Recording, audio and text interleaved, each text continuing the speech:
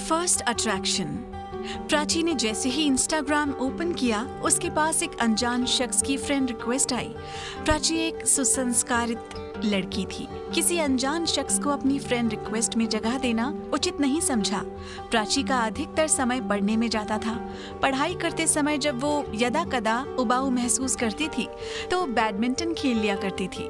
उसने अपने आप को बहुत मजबूत बना रखा था। उसका मन अभी तक इतना स्थिर था कि शायद वो किसी भी घटना से नहीं हिल सकता था। तमाम खूबियां होने के बावजूद प्राची को खुद में एक कमी थी। उसका रंग गहरा सांवला था।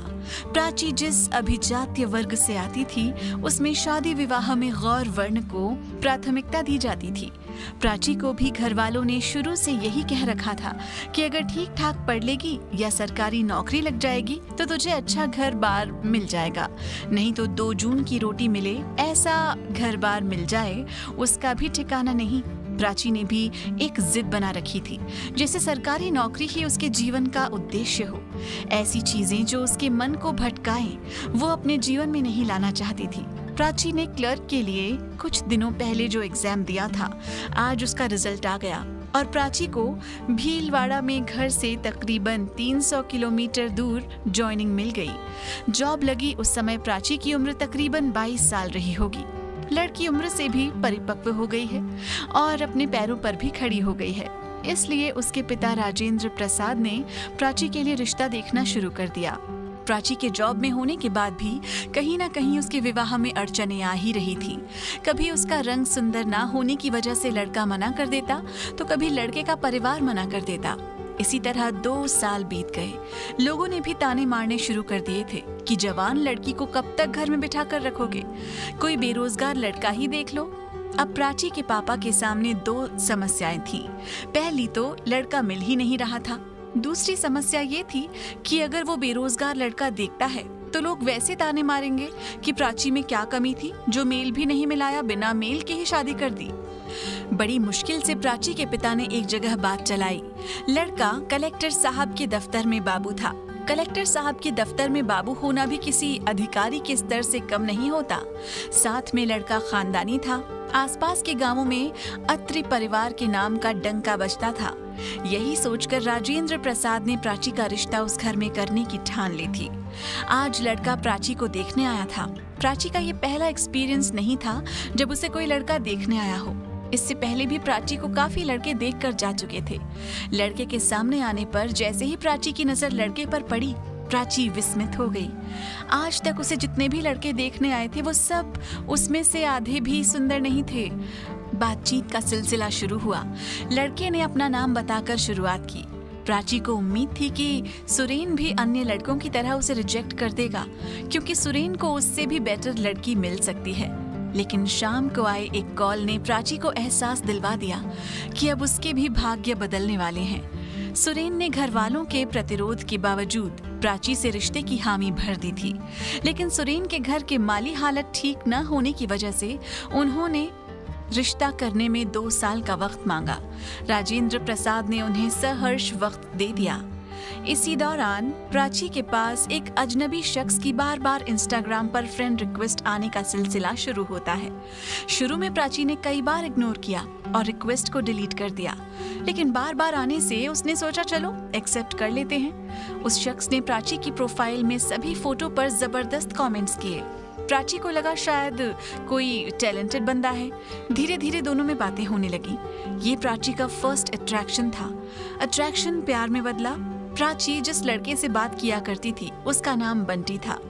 बंटी प्राची के सीधेपन का फायदा उठाकर उससे रुपए ऐंठ रहा था। प्राची को वो अपने माँ बाप की वृद्धावस्था व 4 बहनों का हवाला देकर खुद की मजबूरी दिखाता था कि वो पढ़ना चाहता है, किंतु परिस्थितियां आड़े आ रही हैं। प्राची अपनी सैलरी में से हर माह उसको खर्चा भेज दिया करती थी। उसके कपड़े, फीस, यहाँ तक उसके रिचार्ज के पैसे भी प्राची ही भेजती थी। अफेयर के 1 साल बाद प्राची को किसी तरह पता चला कि बंटी शराब भी पीता है, नशा भी करता है। प्राची ने हर कोशिश की किसी तरह बंटी को सही रास्ते पर लाने की, लेकिन बंटी ना तो सही रास्ते पर आना चाहता था, ना खुद को बदलना।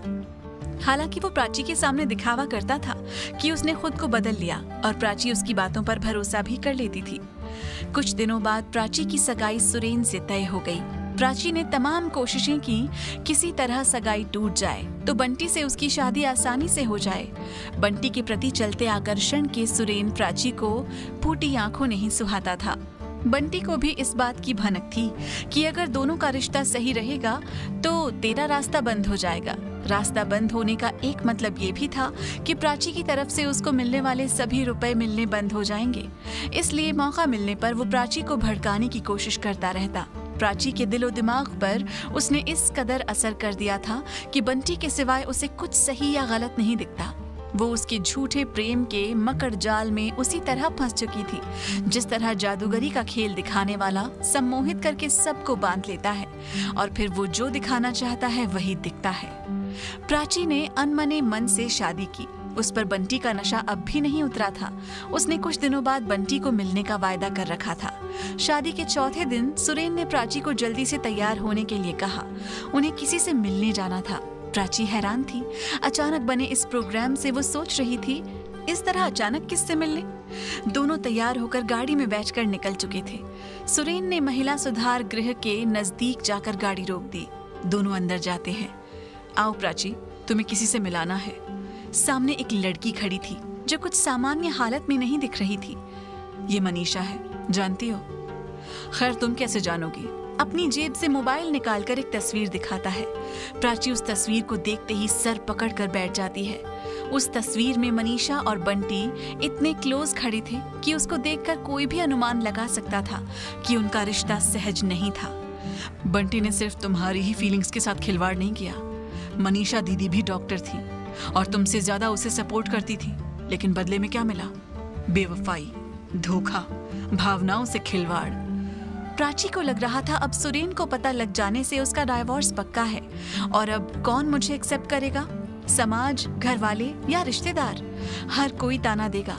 ऐसे जीवन से तो मरण ही बेहतर है। चेहरे के मनोभावों को समझकर सुरेन ने कहा, घबराओ मत प्राची, तुम्हारा ये राज तुम्हारे और मेरे अलावा मेरी परछाई भी नहीं जानेगी और ना मैं कभी तुम्हें छोड़ कर जाऊंगा। तुम्हारी जगह मेरे दिल में अब भी उतनी ही है जितनी पहले थी। मुझे ये सब पहले से पता था, किंतु मैं तुम्हें एहसास दिलवाना चाहता था जो मैंने दिलवा दिया। प्राची की आंखें डबडबा रही थी। आंसू रुकने का नाम नहीं ले रहे थे। मैंने इतना सब किया फिर भी। वो तुम्हारी नादानी थी प्राची। तुम फर्स्ट अट्रैक्शन को ही प्यार समझ बैठी। प्यार तो वो सब है जो मुझे तुम्हारी आंखों में दिख रहा है।